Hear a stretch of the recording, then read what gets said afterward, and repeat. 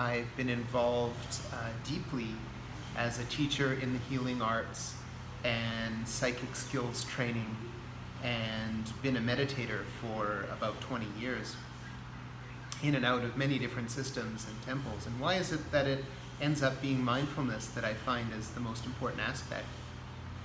And the answer to that is there are definitely a lot of reasons, and it goes very, very deep.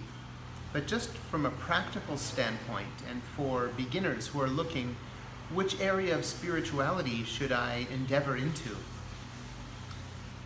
Ultimately, the practice of mindfulness is that which is the most reliable. So what do I mean by reliable? If we look at a lot of the different spiritual practices available and energy healing and techniques, certainly we might be able to feel better in some cases. We might be able to learn some powerful skills.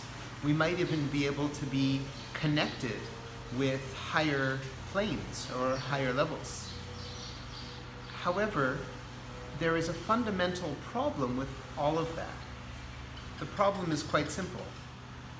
All of those things are just temporary experiences, and they don't do anything to be able to help us feel happier, more blissful, or more even-minded or even-keeled when difficult situations arise.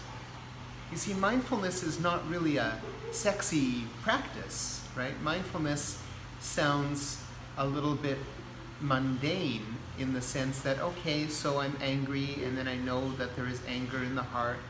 Okay, my mind has wandered. I can be aware that the mind has wandered off.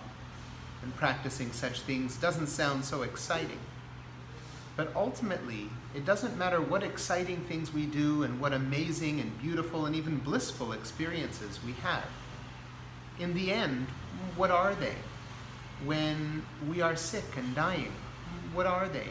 When our family is sick and dying, what are they? When things really go awry in this world, where are those experiences, right? So we might even be a good meditator and be like, okay, I better get to that nice meditation, blissful state because I'm feeling awful right now.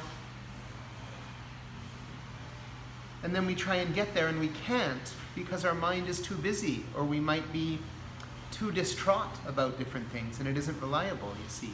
We can't count on other beings to make sure that we're always protected. We can't rely on different spiritual energetic practices in order to feel good all the time, because it just doesn't work that way. All those experiences are temporary. Some are available when we're happy and not available when we're not so happy. But with the practice of mindfulness, it truly takes into account the times that we're not feeling happy, or we're angry, or we're stressed, because the practice of mindfulness is about identifying and getting very familiar with these different states, both painful states and happy states, so that we're able to see them when they arise. And the unhappy states will immediately disappear when mindfulness arises.